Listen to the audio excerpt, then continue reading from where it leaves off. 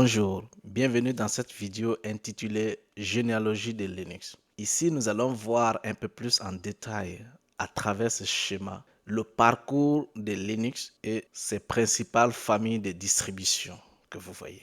Tout part des années 1970 où la compagnie AT&T créa un système d'exploitation multitâche, multi-utilisateur nommé Unix. AT&T ouvre le code source de ce système d'exploitation au public, ce qui fut une grande révolution dans l'industrie de développement de solutions informatiques à l'époque.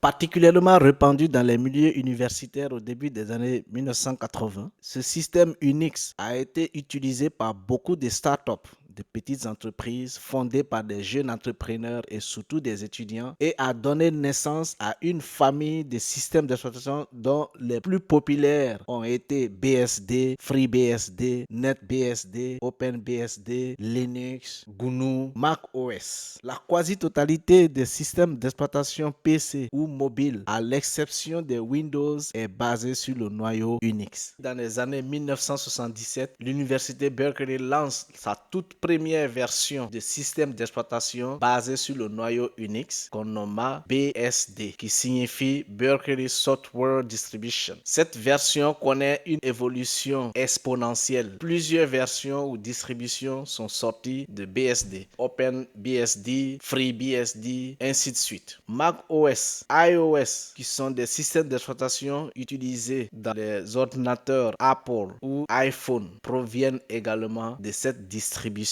BSD. Par la suite, dans les années 1983, Richard Stallman lance un autre système d'exploitation, toujours basé sur Unix, dans le seul but de fournir un équivalent d'Unix composé uniquement de logiciels libres. Ce système prend de l'ampleur, mais retarde dans certaines de ses fonctionnalités. Ainsi, en 1991, l'étudiant Linus Torvalds crée Linux, basé sur Unix, mais qui résout les problématiques recherchées dans GNU. C'est ainsi que les deux regroupa les deux systèmes d'exploitation pour donner naissance à un système qu'on a appelé GNU Linux. Donc, GNU Linux est la résultante de l'effort de Linus Torvalds et de Richard Stallman pour fournir des composants, les fonctionnalités d'application ou logiciels libres. Et c'est de cette distribution que sortent Debian, Red Hat, SUSE, Arch Linux.